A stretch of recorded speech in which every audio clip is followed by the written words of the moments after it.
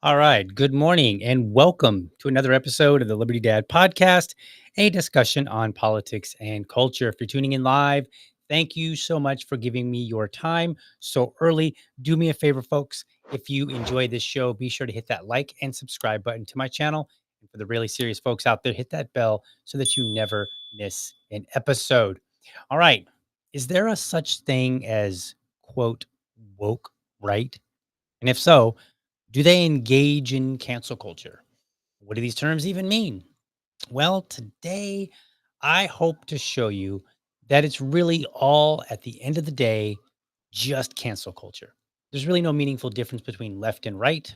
The distinction is one without difference, and both have actually been at it for quite a while. So, before we get into that, let me just let you know there have been some issues this week.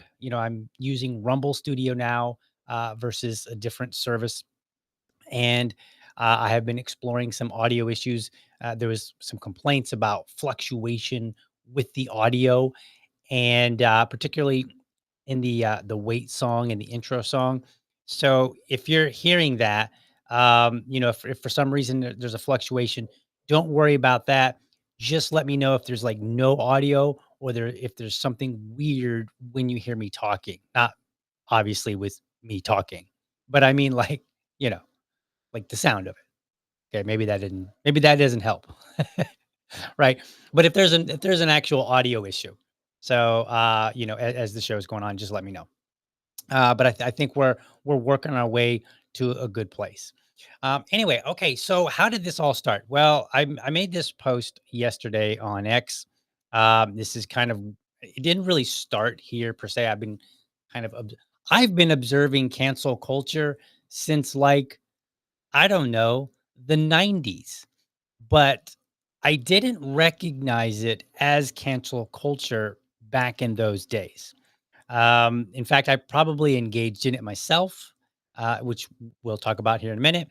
And then I think I started recognizing that there was this cancel culture. I don't remember if there was a label for it back in like 2014, somewhere around there.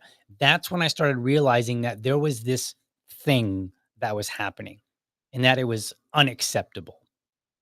And so, what I'm going to do today is um, I'm going to discuss like what I want to do is I want to talk about these terms, and I'm not going to try to define them per se, but we are going to try to get some meaningful definition, some understanding of the terms woke and cancel culture. And then I'm going to talk about some examples. And along the way, we'll throw some comments in there. By the way, for those listening via podcast, like if you're listening on iTunes or Spotify where there's no video, um, you're going to lose out on comments.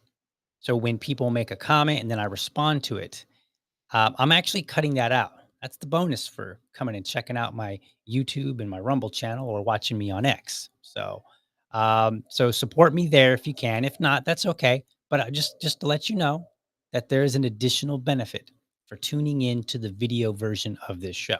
All right. So how did this start? Let's see. We've got this tweet here. So James Lindsay, and I don't want to make this about James Lindsay, but he's been on this kick lately talking about the woke right. And there's been all this squabbling between him and other, I guess you can call them influencers, or at least people that have very large audiences. And they've been kind of duking this out. So he's been going at it, but I've been observing this since at least 2014. That's my earliest, very specific recollection. For me, it's just gotten worse and worse and worse. And so he posts, "Are we ready to talk about woke right cancel culture yet?" So I responded and I said, "It's just cancel culture. Both left and right engage in it, both justify it, and both claim it's really the other side doing it." And it happened like, this is where, if you're reading this on the screen, it says, "And it happened like my before woke became the cliche that it is." So what happened here is that I typed it out and then my phone did an autocorrect after I double check after I looked at it, said, "That's what I want." usually what happens is when autocorrect gets you, what it does, you look at it, you're like, yes, this is what I want to say, and then you hit the space button or something else, and then it autocorrects on you. And then I didn't look after the fact. So I've got to change up my routine, or just have some of these errors in my post. But anyway, what I meant to say was, and it happened um, long before woke became the cliche that it is. That's what I meant to say. So like my should be long before, or like my before should be long before. So it happened long before woke became a cliche, because I think it's a cliche now. Like, 'cause everybody's like, oh, that's woke, that's woke, that's woke. And that's what happens to these terms, is that they just become meaningless because they get overused. And woke is one of them, cancel culture is another. But the problem is there is still a thing. And we see this with other words too, right? We see it with, like, you know, racism, sexism, those kind of things. And all of those words actually have, like, there is a thing that exists that can be called racism. There is a thing that exists that can be called sexism. But there are also things that exist that people call racism, sexism, other isms, phobias, all this other stuff, woke, cancel culture. There are events or things that exist for which are not accurately described by those terms. That they don't belong with those terminologies used. And it's interesting, and I don't have the video, but you can go back, I think, in some of my past episodes and look, or you can just go look it up. Martin Luther King gave a speech in 1968. Is that right? I don't know. You know what? I really shouldn't say the year, because I'm going to be, someone's going to fact check me. But he gave a speech called The Other America. And in there, he actually defines what is racism and what is not racism. And one of the things that I've pointed out over time is that a lot of times people will, when they're in a rush to define terms like this, they will actually say, well, this term is when this happens. And they'll give you a long list of examples. But then they don't really put any effort into saying, well, here's what it's not, so that we can clearly identify when something is and when something isn't. Or worse, if they do say what it's not, it's just conveniently everything that they are doing or their side is doing. It's convenient, right? So the biggest, but the, but the biggest problem with these two terms specifically, let's go back to woke and cancel culture, is that there isn't a generally accepted definition. And I think this is because it's become a thing that we know is happening, and everybody is basically rushing to say, well, no, it's them. It's not me. It's them. They're the ones that are engaging in it, not me, right? So what I'm going to try to do today is, rather than give a precise definition, I just want to leave you with a good sense of what they might be. And the reason I want to do that is because, number one, I haven't went through and exhaustively, spent hours and hours and hours looking at multiple examples and trying to identify the characteristics of one versus the other, and then say, okay, what are some of the shared commonalities that we can find? So therefore, because if you take 100 different instances of events and you try to identify whether they were woke or cancel culture or not, what you would do is you would try to identify the elements that are shared among them. And it may not be shared against every one of them, but you would find, yeah, that's what you would do. And then when you say, okay, well, look, here's this thing that we see is present in like 80% of these 100 examples, or maybe 50% or something like that, right? And then you say, okay, so now I have my 50%. And you say, what other shared things do we have? Okay, well, I got this, shared element B now. And then you might look and say, okay, well, does shared element B apply in the other 50%, the first half that I already, excluded? And if it's really, really present, then you have to start making some assessments and say, okay, well, is this something that is part of whatever I'm trying to define, or is it not? So it becomes a very onerous task to do this. And I did not do that. So therefore, I don't think it would be appropriate to try to give you a very precise definition. But that doesn't mean that we can't have like a working definition. So that's what I'm going to try to do today and just leave you with a good sense, a better sense of what these terms mean than what's going on out there. And again, there are many variables. Part of the problem again is that there are so many variables in the equation, and there are too many variations in how it plays out to concretely nail down a definition without again doing some heavy duty research and analysis. So let's start with the term woke. Now, I'm going to show you a video that I think makes a good foundation, but is a bit on the lofty side. So we're going to have to break it down. So this comes from Reason Magazine.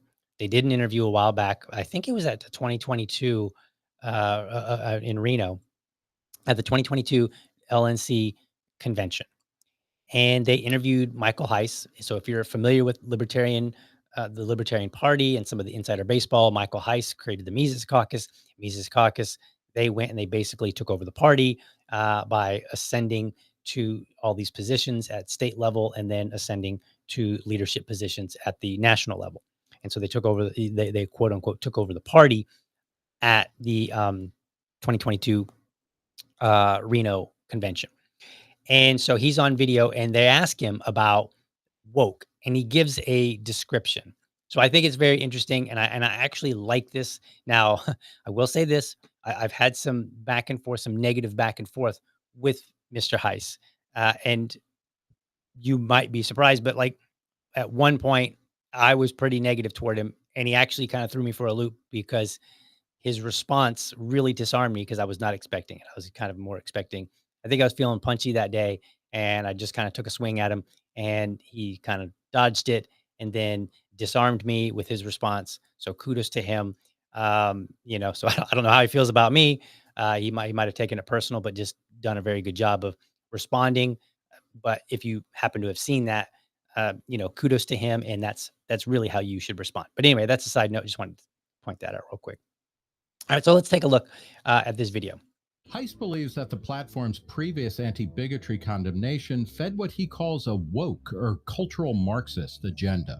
What is happening nowadays with the wokeism is people are using language as dialectics along cultural lines to push for collectivist ends. So back in the day when you had cultural revolution, the Marxist revolutions, they had their dialectics of the rich versus the poor and the owner versus the worker, and they were pushing towards collectivist ends.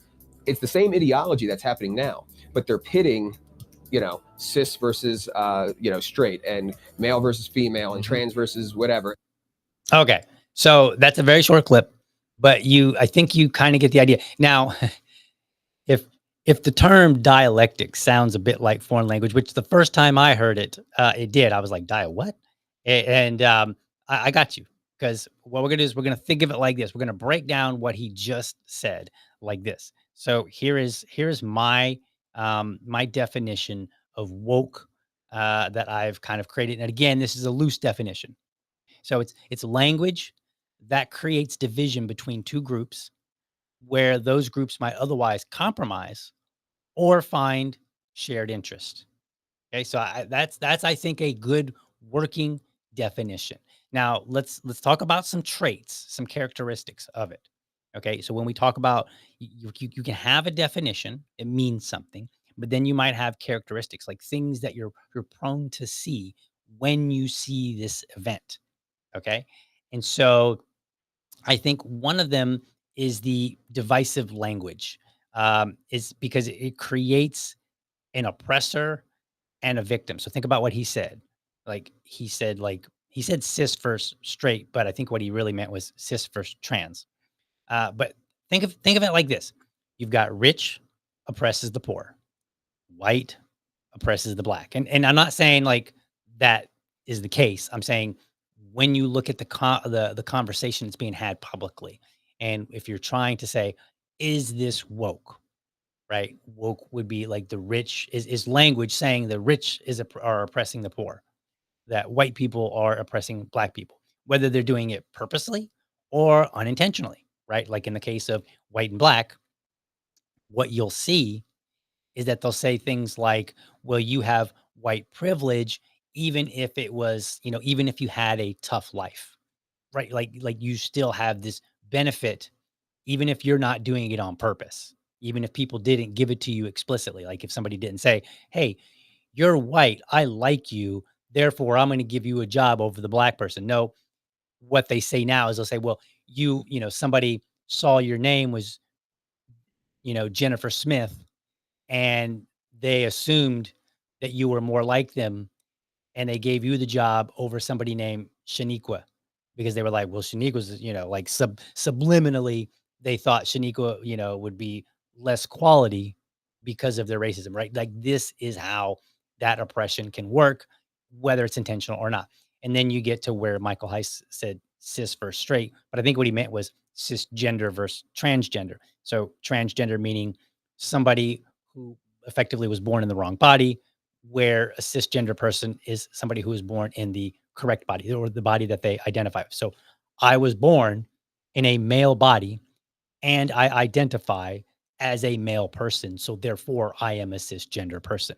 However, if I were to identify as a woman with a male body, then I would be transgender. Okay. So, but effectively, this is the divide, and it's generally one is oppressing the other in some way. Again, intentional or otherwise. Another one that you see, and it's becoming more and more popular, I think, or at least more public, is landlords versus renters. I see this all the time, and the most common saying is, to suggest that landlords are the oppressor is to say that landlords don't create value, they hoard properties, so on and so forth. And look at all these poor people that would love to have a home but don't have a home, or they have to pay your astronomical price, or whatever the case may be, right? So they're pitting one against the other. So that tends to be one of the qualities that you can see when it comes to woke, is that like there's a divide, and one is the oppressor, one is the victim. And then each one of these examples, what's interesting is that the two groups themselves are not inherently at odds, because they could find compromise or shared interest. So, like, this is another quality of them. So if you look at it and you're trying to be objective and you say, okay, well, are there shared interest between white and black people? Well, yeah, there are shared interest. Like if you're white, there's a good chance that you want to have a nice, happy family, maybe some kids, get a dog, live in a house, white picket fence, whatever, right? But white people might share those same things. They might say, like, I want to have those things. Um, you know, there are a number, like, there's shared interest there. There's also like compromise that could be had. So maybe renters and landlords don't necessarily have a shared interest per se, although I think you could dig in and find one. They can at least find a compromise. Hey, the landlord would like to have somebody living in their house and paying, rent to them. And the renter might like to say, I don't want to own a house. I would prefer to rent. And so I would like to find one that's, affordable to me, where I can live and, have a nice home. And so they find a landlord, and they can they can find a compromise in what they're both looking for, even though they're looking for different things. You want a renter, they want a home, right? Like, and then they find a compromise somewhere in there. Okay, what are the terms that you're offering? What are the terms that I'm willing to accept? So there's this compromise that happens. Um, the and when we're talking about this division, it when we look at it, it's intended to disrupt any such outcome from a compromise or shared position. I mean, you think about the language there, right? Like when you say, hey, this person's oppressing you. If you say landlords don't provide value, landlords are bad, we should get rid of them, right? Well, it's saying there's no way that I want you both to compromise and come together and feel like you both have benefited from this transaction. Same thing with the white and the black division, right? If somebody might say, this is why we call them race hustlers and whatnot. The idea here being that somebody is busy putting the division at the forefront rather than allowing the two groups to work it out. Um, Another characteristic is that there's often someone who is benefiting from that division, right? And I was looking and looking and looking. I could not find the meme, but you've probably seen it. There is a fish tank, and inside the fish tank, there are two people, and I think I've seen different, some variations of this graphic where the two people sometimes they're depicted as Republican and Democrat, sometimes they're depicted as liberal and conservative. The liberal person maybe has like the pink hair and some face tattoos or something, whereas the conservative person looks, they're dressed conservatively. But there's variations of who's inside this tank. And then there's like this entity outside of the tank. Oftentimes it's like a wealthy globalist type person outside of the tank, just kind of enjoying the fight. Like, hey, I'm glad that you two are fighting because while you're fighting, you can't fight me. Like I'm benefiting from your division. So division, that benefits is often part of the equation as well. And then the other thing is it tends to force people to be in a group and elevate the group over the individual.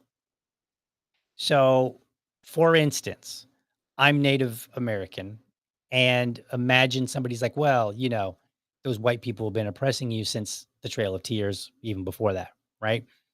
And I might say, well, I know a lot of white people, and I'm really good friends with them, and I have no beef with them, and they're not trying to oppress me in any such way.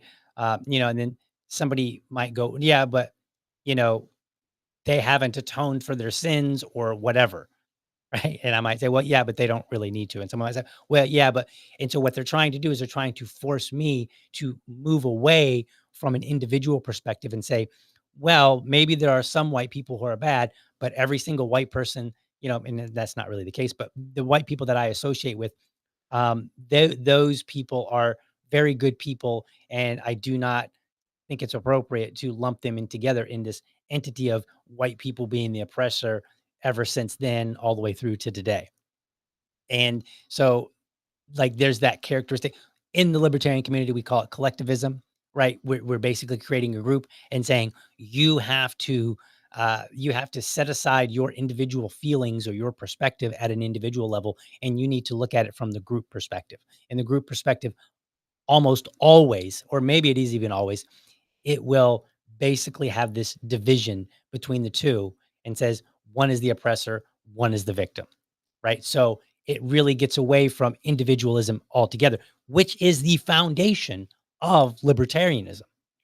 As a libertarian, I will always tell you that the foundation is the individual. And then and everything else either submits to that or it's in violation. So for me as a libertarian, like this whole idea of woke is in a sense meaningless, but there is a certain reality that I have to acknowledge. And that reality is that some people would prefer a group identity fighting another group identity and then forcing people to choose which group are you in. And we see it all the time in our two-party system. Two-party system basically says, look, either you're blue or you're red. And if you vote for anybody else, you're wasting your vote. And they come up with all these arguments, and they're basically trying to box us in and say, no, no, no, there's only two options. And depending on who the speaker is, they will determine that it's the other side who is trying to be the oppressor.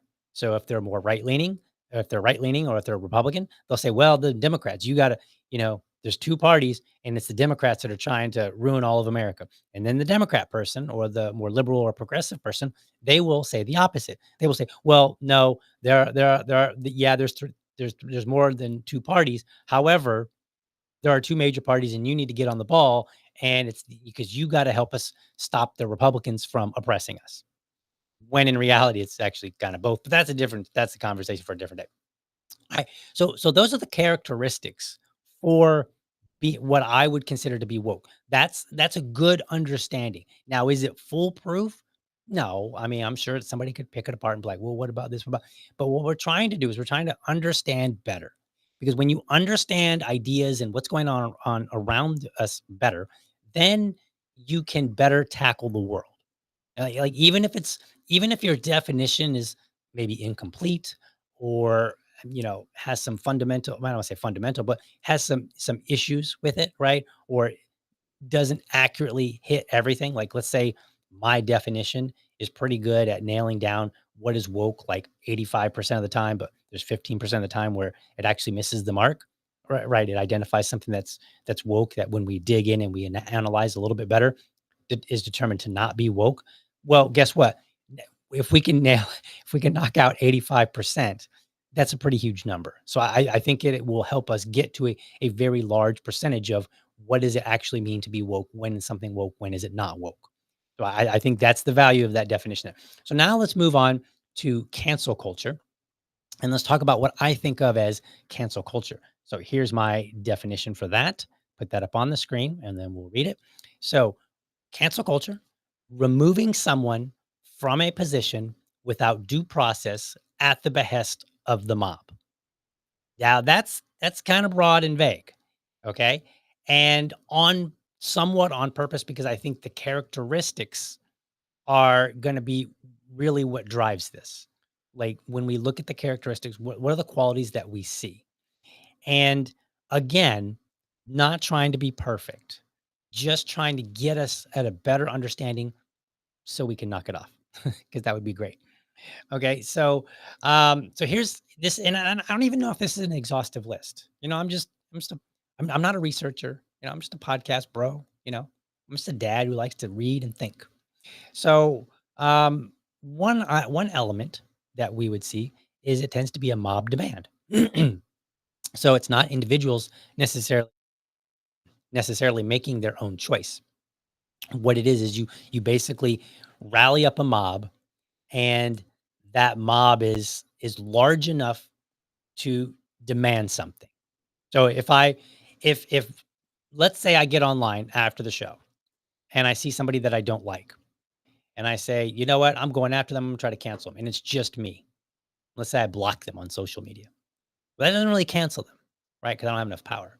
So I need a mob behind me. So I might go out to all my followers, or I might call up their company. I might do all kind of different things to basically rally a mob on my side. And that mob is no longer individuals. And that's important because number one, some of those people may be unrelated to the issue or the person that I'm trying to cancel. So, for example, um, I'm trying to think of a good example here without getting into my examples that we're going to talk about here in a minute. Um, let's say that we'll just use my same example that I was working with. So I get online, I see somebody that I don't like, and I need a mob to go after them. So I might get all my followers together and say, hey, you got to go after that person. Well, some of my followers may not even be familiar with the person that they're going after. But because I said this is a bad person, we need to go after them, they might believe it. And I might present some information that seems kind of convincing, right? Like I might say, all right, here's some tweets that they said. Look how terrible of a person they are in this respect, in this aspect. And, my followers might go, wow, yeah, you're just pretty convincing. And then so they may go after this person. And this happens all the time, not necessarily at the will of an individual, but just normally on social media. If you have a lot of followers, your followers will tend to attack people. But and that can kind of sort of be cancel culture. But I'm going to think of it more in terms of intention. Like I have specifically said, this person needs to go down, right? So and so you get a lot of unrelated people in this, and we'll see this in some examples here in a minute. Another characteristic is that there's limited or even no opportunity to defend yourself. So it's like, let's say somebody digs up a tweet where maybe from 10 years ago that maybe I just said something stupid online. And they're like, I can't believe DL said this. And and so then they go out and they post it all over the place. And they're like, we gotta, DL's got to go down, because I can't believe that he said this 10 years ago. And we see this all the time. Right. And so what that ends up being is it's really more, and this is the next characteristic, the next and last one that I have, is that the group or the person who's leading the charge is seeking power, not actual change. Now, they might say, DL, you have to apologize, grovel, and tell us you're sorry for saying that. And then if I say I'm sorry, then they may let me off the hook. and say, okay, he's apologized, he's good. But what they've really done is they've just sought power. They're just trying to control me, because what happens, and we've seen this over and over again, the moment you give into a mob like that, you are now under control, because it happened once. And so the second time around, it's going to be harder. Think of it like this. Think of gangs. So a kid joins a gang. Maybe he doesn't have any friends, whatever. Joins a gang. And the gang says, you need to go beat up this person to show this that you're one of them or one of us, and that you're not one of them. Right. So and we've seen that in the movies, but it actually happens in real life as well. And so then the person might go and beat up this other person for no particular good reason. And so now what they've done is they have given control to the group. The group has basically said jump, and they said how high, how far, and how high. And so the next time around, like, hey, you did it once, you can do it again. And and for whatever reason, and there'll be all kind of reasons that are presented why they should do it a second time. Hey, we've been with you. We didn't tell on you the last time. If you don't do it this time, right? Like now so you seeing how the power play is happening. Like you do it one time, and and everybody knows you will do it. This is why, like, if you follow social media on Twitter and you follow Dave Smith, a friend of mine, you'll know that he's been going through this time where people are like, and it's not new, actually. He's been doing this for years now.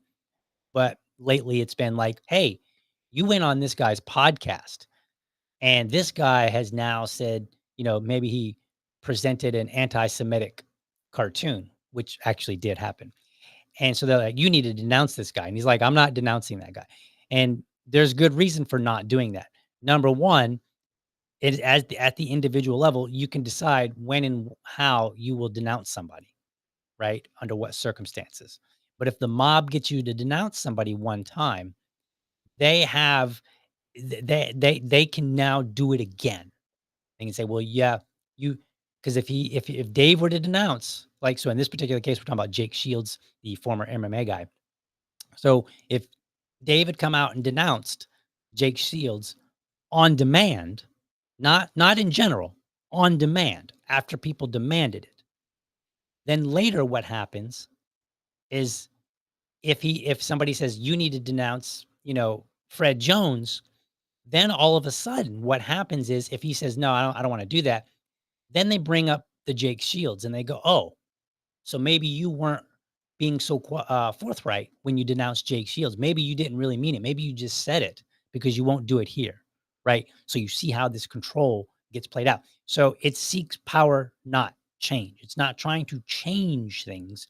It's trying to it's trying to make sure that they have control of you. So let's look at that again. Let's bring that right back up. So just removing someone from a position without due process at the behest of the mob. And this is generally by mob demand, not individuals making their own choice, right? So and what I mean by that, just to kind of clarify really quickly, what I mean by individuals making their own choice. Imagine that I follow, somebody named Fred Jones. We'll just make up a person. So I follow a guy named Fred Jones, and you follow a guy, Fred Jones, and then some people over here follow Fred Jones. And let's say Fred Jones makes a tweet, and then I look at that and I go, whoa, wait a minute, what? And then I fire back at him and I go, Fred, what are you thinking?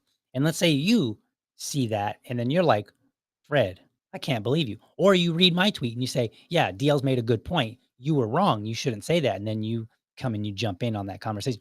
That is what I would consider to be more organic, right? Because like you have made your own decision without coercion, without somebody trying to influence you. But if I come along and I say, hey, Fred Jones said this thing, he's a terrible person, and you need to stand against this guy, right? And then I have been the one that kind of directed you to do this. And you're doing it more because I've said you should than because you actually believe it. Then that is the mob over the individual. Because when individuals make a choice, they could just as easily make a choice to do something or not do something. And they shouldn't feel too much pressure to do it, right? Like they can just do it, like whatever. I feel like I got to say something, or I don't care, right? So that's the difference. So that's number one. Number two, it includes unrelated people, right? So maybe somebody's not a follower. Maybe we see this with stores all the time, right? Like when Starbucks gets in trouble with their or when they used to get in trouble with the Christmas cups, like should we put the word Christmas on there and all that? And then a lot of people will be like, we need to go and boycott, blah blah blah. And it's a sign or a it is a reflection of cancel culture because a lot of the people are probably not even Starbucks customers. So if you're not a Starbucks customer, why are you worried about it? Right? So unrelated people. Third one is there's a limited or no opportunity to defend yourself. This tends to be more. You see this more when people are digging up stuff from the past. So much, maybe not when you've made an error in real time. When you've made an error in real time, then sometimes there is a chance to defend yourself and things can simmer down. And then when we look at those three things and we see, okay, what is actually playing out here, we can see that there is this element of power, not actual change. So like if you think of like say the Montgomery bus boycotts, where Rosa Parks, we had that incident, and people were boycotting the bus. They were boycotting because they said we want you to change your policies. And then once you change your policies, we're going to go back and restore, maybe not restore what you lost, but we're going to go back and we're going to resume riding on your buses again. Right. So, because like some people will say, well, what about a boycott? Well, boycott seeks a specific change, but then also seeks to, you know, restore in a sense or put back after the fact, that person or that entity to where it was. So, like, hey, we're going to financially hit you hard because we don't like your policy. But once you change your policy, we're going to resume riding your bus again. And therefore, you can start making money and continue on as an entity, as a business. Right. So, that's the difference between power and change. All right. So, let's get to some comments here, real quick. And then we'll get into some examples. So let me let's go back to full screen here on this. Okay, perfect. So let's take a look at some comments here. Let's see. I'm not sure that I can pronounce his name, but I'm gonna try. I know. I think I know who it is though. Kagala. I'm sure I'm gonna get that wrong. Says try to explain to friends that libertarian is not liberal. Yeah, it's tough. In fact, here's a fun story for you guys. If you're not in Florida, you may not know this, but Florida used to be on the ballot. It used to be LIB, and there was a lot of confusion. People thought it meant liberal, and so now it's actually LPF, which stands for the Libertarian Party of Florida. So, fun little fact there. Let's see. That Liberty lady points out that the audio today was fine. There was no fluctuations at all. Cool. If there are no fluctuations, so I've been doing some testing and trying to figure some things out. And there's some settings that can cause the fluctuation in the music. So the music is where we're running into a problem. So if the music at the beginning is wonky, whatever that might mean, but if it seems out of sorts, don't mind that so much. Just let me know if there's no audio or if there's a problem with the audio when I'm speaking, like maybe it's really low or something like that, or it sounds, like there's some weird sound to it or something like that. Let's see. Joe Noosh says, cancel DL talking. I mean, you could. I'll just, like if I had no show, I guess I could just talk to the camera without streaming. Let's see. Do. Kagala says auto corrupt. You know what I was talking about, my auto correction. Yes, auto corrupt. It is. It is. I don't know how many times I've sent something. Every great once in a while, what I send, whether it's to in a text or whether it's, online, I look and I'm like, there's been every great once in a while, there's this one wild one where you're like, whoa, whoa, whoa, that's definitely not what I was trying to say. Let's see. Um, let's see. I think do. Let's see. I'm looking here. Okay, so Joe Noose on the video said, I think he did mean cis versus straight, as how the term has changed to mean the same thing to change the collective culture thinking. Maybe it's possible that in that video, Heiss actually meant cis versus straight. I assume that he made a mistake because the opposite of cisgender would be transgender. So that's my assumption. Let's see here. What else? So quite a few comments in here. Do. All right. All right. So, all right. So it looks like most of this conversation. Let's see. That Liberty Lady. I believe this is a Rumble rant. I'm still getting used to the new platform.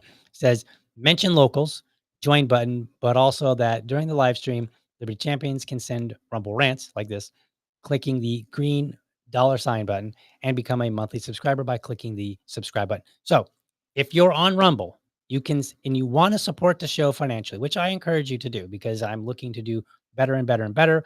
And that just costs money. Also, there's a value on my time, right? We all understand that. We love the free market. So you can send a Rumble rant, which shows up distinctly for me here, and I can see. You can also become a monthly subscriber. You can also subscribe to me on Locals.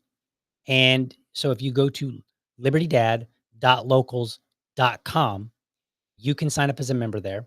And that's where I'm going to start having, for the time being, I may expand it later, but for the time being, that's where I'm going to have conversations with people who are supporting the show about the show. So if you're like, hey, I would like you to talk about this topic, and talk about how libertarianism, how it fits in the context of libertarianism, then sure, I'll talk about it, or liberty or whatever. Or you might see a video and say, hey, would you respond to this video?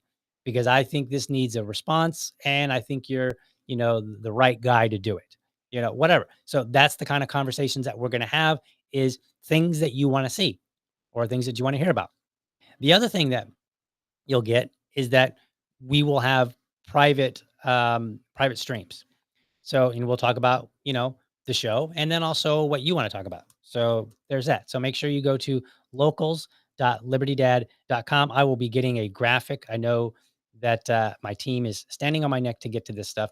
And I promise you it is in the works, but there's just a lot going on. All right, let's get back to the show and let's talk about some examples. So I'm going to break this down into two elements: the more obvious examples and the less obvious ones. So the more obvious one, I talked about it maybe a month ago. I don't know, maybe it was a month ago. Home Depot lady. Remember that? Remember Home Depot lady? Now, I think this is an example of cancel culture. And so this happened actually last year. So this woman, and this was after Trump's I think it was the first assassination attempt where he was shot in the air. She made a post, this woman made a post online, and she said something to the effect of, it's unfortunate that the shooter missed, something like that. And people got mad at her, and that's fine. And it was a dumb thing to say, I acknowledge. Like, I'm not defending what she said. I'm just defending that, hey, you can say dumb things online. And sometimes we can just ignore it. That's okay. And so she said this dumb thing online, and people didn't like it, and they came at her. Now you might say, well, who is she? Well, I'm going to say that she's a nobody in the context that she's not an influencer. I don't believe that she had a large following. She doesn't have her own podcast, right? She's a regular, everyday, average person who just was running their mouth on social media, as most everybody does. And so she made that post, and then Sleuth uncovered where she worked. She probably made it easy for them. So, shame on her for that. And then some guy showed up at her work with his phone, and he's all like, hey, are you so-and-so? And she's like, yes. He's like, so-and-so from such and such city or whatever. And she's like, yes, I am. And she's working. She's like literally got her Home Depot apron on, and she's at the register. There's a customer in front of her. She's taking care. And this person is interfering between her and the customer to ask her questions and have her on film. And then they're like, and you made this post thinking that it's okay to talk like this about, President Trump. And she's like, sir, I'm at work, something like that. And he's going on. He's like, well, I'm a vet, and, I think this is a terrible thing. So, I don't want to rehash that, but I want to say I'm a vet too. And I like the fact that people have the freedom to say what they want, even dumb things. So my vet trumps your vet, just in my opinion. But anyway, So he's like, yeah, I'm a vet, and I think this is a terrible thing for you to say, blah, blah, blah, blah. Now, mind you, she's talking about the president. Like anybody that knows their history knows that America has a long, long history of saying some very terrible things about politicians, all the way back to its founding, right? Like even some of the founders said said things about politicians and elected members of like they had they didn't have a reverence for them in a sense, and we certainly were nastier early on. So the idea that you would say something like that, like, we're like, oh my God, I can't believe you said that. Like, that's not American. Actually, it is very American. And it's been very American ever since America was America. So then he was like, he ends it. He's like, I'm going to make you famous. He posted, it gets blasted all over by major accounts. And then Home Depot on Twitter, they chimed in and they said, yeah, this woman's no longer working with us. So, it leads us to believe that she was fired explicitly for this. Now, it's possible that she was fired for some other reason, and but unlikely. Just you know, the smell test, the sniff test says she got fired because some Yahoo decided to videotape her and make a big deal out of nothing. That's cancel culture. She was canceled, right? If you think back to some of the things that I was saying with cancel culture, like what are some of the elements of it? Well, the mob demanded it, right? Once like I think it was Libs of TikTok was the one that made it blow up. I think they were the one that really blew it up. But once them and other big accounts got a hold of this, people started tagging Home Depot. So now Home Depot has to respond to all these people that are complaining about an employee of theirs. So what does Home Depot do? Well, they took the lazy, cheap way out. And rather than defend one of their employees and say, hey, look, freedom of speech is the bedrock of American culture. If you can't understand that, go to effing Lowe's. No, they wouldn't say that. But, they did the corporate thing. And they just said it's easier to part ways with this woman than defend her on American values. So I'm still going to be critical of Home Depot for that, because corporate could have said, look, she said a terrible thing. We disagree with it, but she didn't say it on the job or to a customer. So what people say in their private lives should remain in their private lives, unless there's an extenuating circumstance that says we need to bring it here, right? If you're a nurse and you're like, yeah, I would like to harm babies, if you say that in your private life, but you are a nurse, well, yeah, it's a problem. Maybe then it's time to let you go. But if you're just like, if you say something that's unrelated to your job, like, hey, too bad they missed, it's a nasty thing to say. But like it's not related to Home Depot, it's not related to the customers. It wasn't related to most of the people that got mad at her. Most of them weren't even living in the same city. They weren't going to the same Home Depot. And even if they were, their experience wouldn't really be any different, because they could go to another worker, or they could just get checked out and move along and not worry about it. But the reality is that most everybody that was angry at her would never be the wiser if it weren't for the mob stirring up a problem. So in my opinion, that was a very clear, unambiguous case of cancel culture. And it was wrong. And by the way, since James Lindsay wants to talk about people on the right, and like everybody's like, oh no, it's the right doing it. No, it's the left. That was an example of the right doing it. The right did that, not the left. All right. What's another example?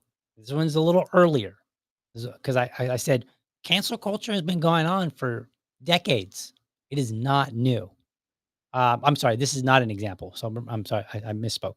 But this kind of thing has been going on for decades. So let me go back and dig back, and let's talk about something that is not an example of cancel culture, in my opinion, based on the definitions that I provided you earlier. Remember Jimmy Baker? Jimmy Baker was a televangelist in the 1970s and 80s.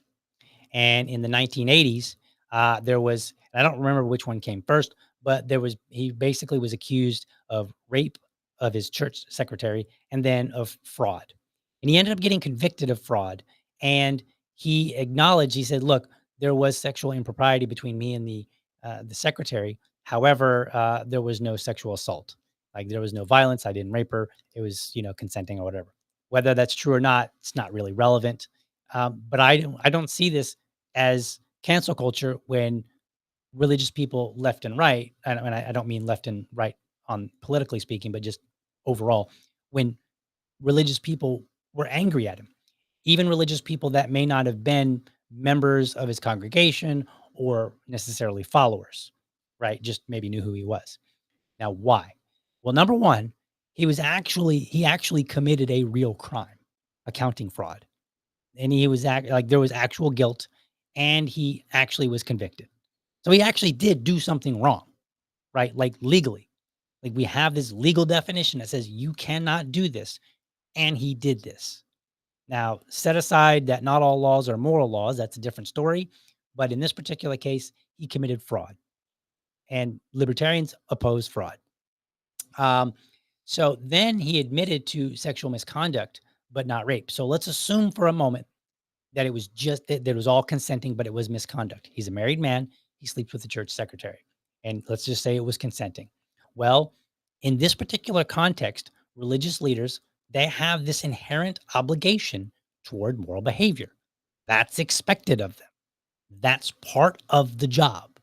So it makes sense that, Christians that were part of his church or part of his organizations were upset. Makes much sense there.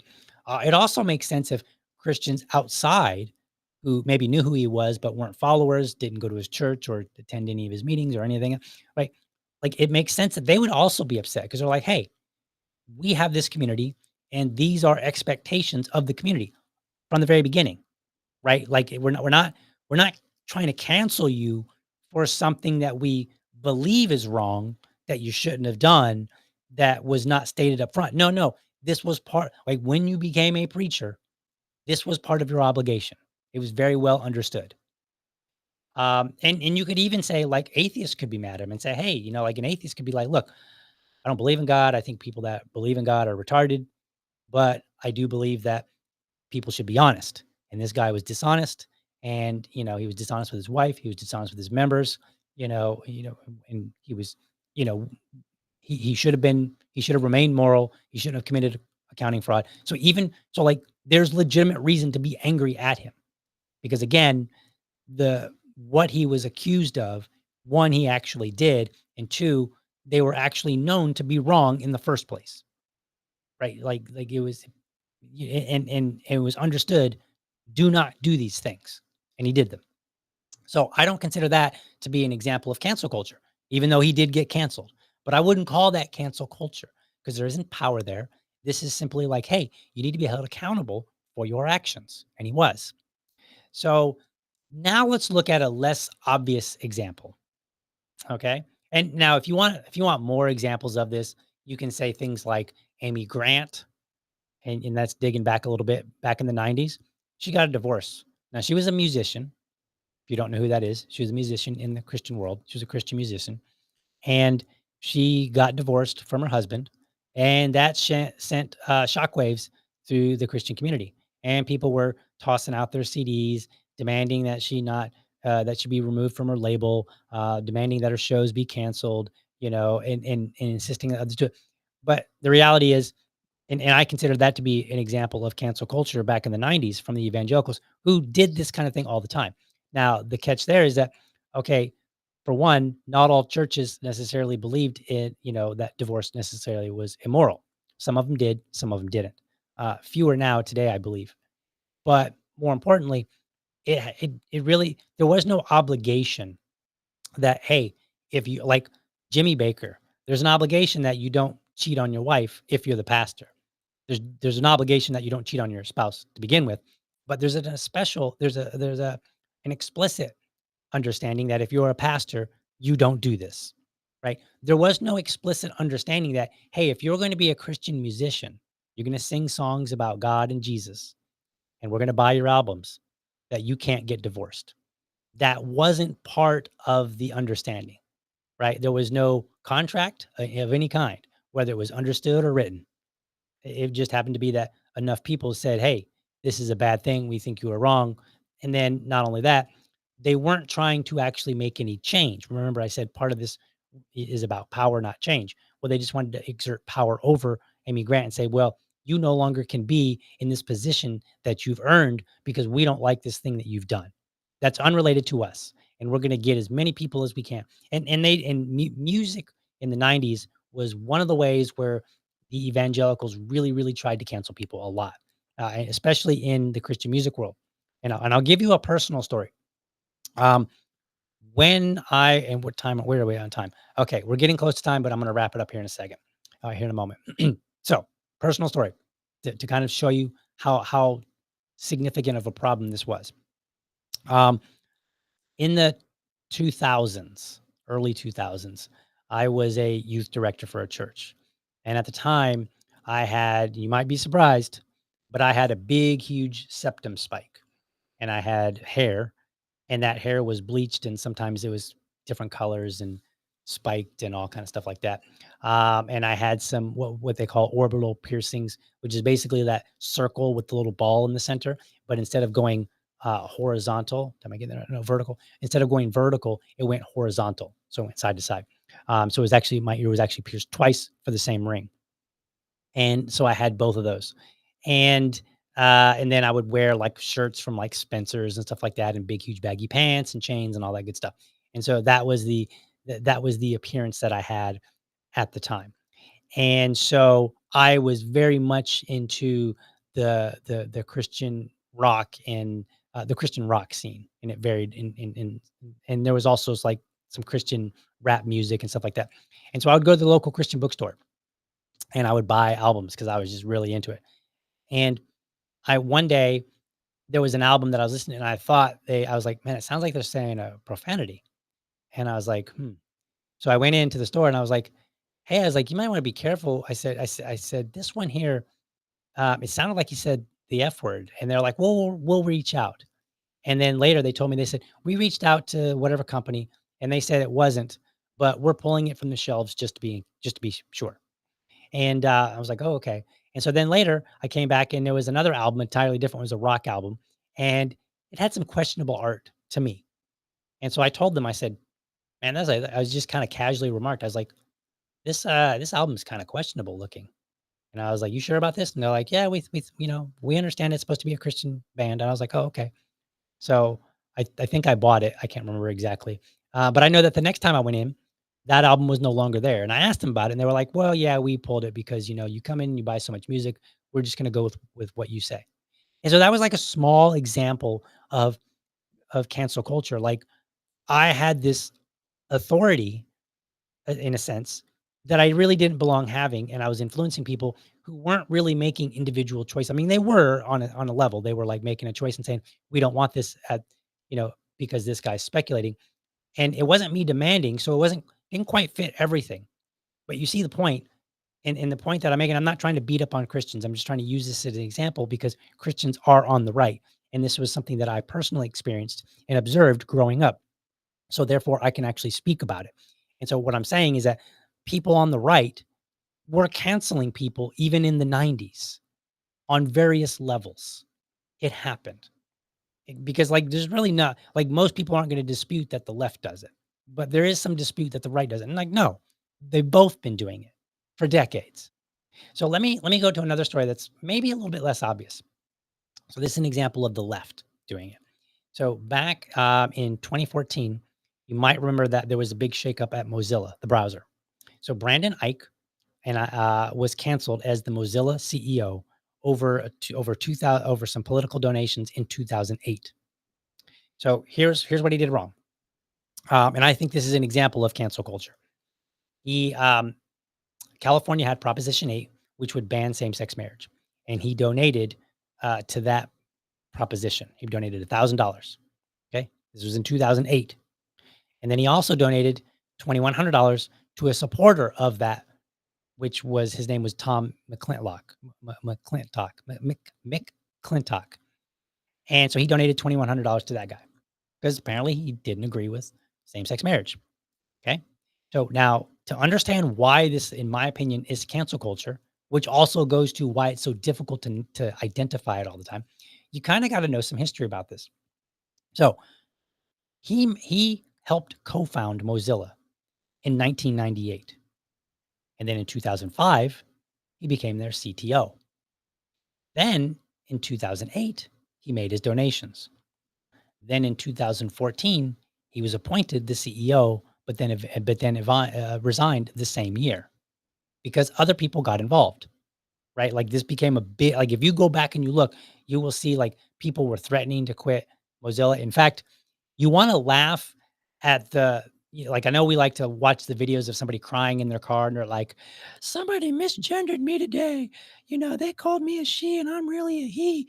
And I can't go to work for a week now. Right. Like they don't really sound like that, but I'm giving my best impression. So, like we see those videos and we kind of laugh at them. We're like, oh, come on, get over yourself, go back to work. Right.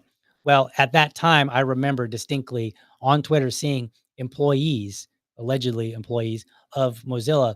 They were like, I'm so angry. I'm shaking right now. I just can't even work. I'm like, what are you talking about? The man he has been at your company already in a C-level position after he made those donations. Why does it all of a sudden matter now? Like what? He's gonna get you fired because you're gay in 2014 when he didn't try to do it all through the time that he was the CTO? No, that doesn't make any sense, right? So it's absurd. But here's where the mob went beyond Mozilla. Let me show you this picture here because I think this is really interesting and kind of makes a point. So this is OkCupid, which is a dating site. And they did this thing where they said, if you went to their website using Mozilla, you got a message that said, and I'm reading here, hello there, Mozilla Firefox user. Pardon this interruption of your OkCupid experience. Mozilla's new CEO, Brandon Ike, is an opponent of equal rights for gay couples. We would therefore prefer that our users not use Mozilla software to access OkCupid. Right? So like they inserted themselves into something that was unrelated. Now, people can argue and say, hey, that's a free market. They can do what they want. And you are correct. But and I'm not saying that the cancel culture cannot exist within a free market, but we are talking about a cultural phenomenon that I don't think is a good one, whether it exists or not, right? Whether it's a legitimate part of the free market or not. I think that there are certain elements that we should push back against and say, no, that is not a proper reason to do it, even if you can do it. Not everything that you can do, you should do, right? Like it may be legal for you to cheat on your spouse, right? You may not go to jail for it, but that doesn't mean that you should do it. We as a society rightfully see it as an immoral thing, and we shun you for doing it, even though it might, we may not. I mean, some people would lock you up for it, but even though most of us would probably not lock you up for it. Okay, and so I think here is a good example of kind of this coerced. Because imagine that I'm a young guy that's that's trying to find love, and I'm like, I hear good things about OkCupid. So, and I like using the Mozilla browser, and I don't really care about who their CEO is, right? I'm just looking for love and like the browser. And so then I go to OkCupid and they say, yeah, you can't use our site because you're using this browser that we don't like because of this guy who did something that we don't like, right? Like you're now coercing me to be on your side. So I've got to make a choice. I can not use your site, which I might want to use. I can use a different browser, or I could continue using my browser, continue wanting to use your site, and throw a big fit and say, you need to get that guy out so that I can use my favorite browser on my favorite relationship dating site so that all the Vietnam girls that are really bots can ping me and I never find love anyway. Because that's what happens. But, or at least what used to happen. So, right. But this is not organic because a lot of users were forced to do something, even though they may not have cared. So that's what I'm talking about. Like, and again, is it a free market element? Yeah. I mean, you can make the argument that that it's part of the free market, but that doesn't mean it's a good thing. That doesn't mean that we should want that socially. That just means, hey, maybe we look at this and say, this is actually not a good thing. Let's put a stigma around it. Let's say that if we really want to know the truth about society, we let things play out more organically. Now we can spread the word. And like I do that as a podcaster. I spread the word about things that I don't like. And then you can decide whether or not you agree with me. And if I make a good case, then maybe you do agree with me. But if I don't make a good case, you might say, yeah, DL, I hear what you're saying. And I kind of get it, but I don't really care. Right. And you could do that about this. You could do about anything. Right. So for me, I look at it and I say, this was a really good example of cancel culture. And I'll give you a further element of that because I was a web developer at the time. And I remember distinctly, I was kind of floored by this. I had a coworker who I believe he was bisexual. I believe. I don't know that for sure. But I know that he was sensitive and at least sympathetic to the LGBTQ crowd. And he was saying it's the moral thing to do to remove this guy. And I was really surprised because I was like, do we want the mob to determine what's moral and who should get a position? Because we've been there with the evangelicals, which this guy would have opposed, right? And it's like if they would if the evangelicals had the weight like they did back in the 80s and the 70s and the 90s, if they had the weight and they said no gay people get to be CEO, it's the moral thing to do. He would be outraged, that guy, that coworker of mine. And so for me, I look at it and I say that was an example of cancel culture way back in 2014. And that's not like I could sit here for another hour and tell you story after story after story where, and maybe we could even develop a longer list of elements that you might find. But we're at time, and so I don't want to do that. So let's get into comments here and check it out because I think I've basically covered it as well as I possibly could. Okay. So let's take a look at some comments and then we're going to wrap up the show and everybody's going to go off and do their thing and we're not going to try to cancel people, right? Hopefully that's what happens. Let's see. That Liberty Lady says, don't forget to come back to this live stream after the chat feed disappears and leave a comment to make algorithm happy. Okay. I should be in tune with dad jokes to make algorithm happy, but it's written as algorithm. I think the first time that I saw this, I didn't actually get it. I was like, wait a minute, what? Algorithm? He's got rhythm? He's a white guy. Does he really have rhythm? Like like I wasn't sure what to make of that comment. Oddsman says, we want pics from your crazy days, DL. Nose spike now. I don't know that I have any pictures of me with the nose spike. However, there are pictures of me that I have posted on Twitter, probably more than I should have, of me wearing women's clothing. No lie, that's not a joke. And I'm not a cross dresser. I'm still a regular, boring old straight guy. I'm just, I gotta have some fun every now and then. There's a picture of me wearing for Halloween. I was a sexy nun, and I actually took my wife's bra and stuffed it, and wore her not stockings, but her fishnets and her boots. I was able to fit my tiny little foot into her boots because I'm a small guy. And so I wore that. I even got whistled at that day when I was walking to work. So that was kind of funny. I wore makeup and everything. It was funny. Then another time I was involved with when I lived in Charlotte, I was involved with the Hash House Harriers, which is it's kind of like they call themselves a drinking club with a running problem. I'm not going to describe them, but you can go look it up and read about them.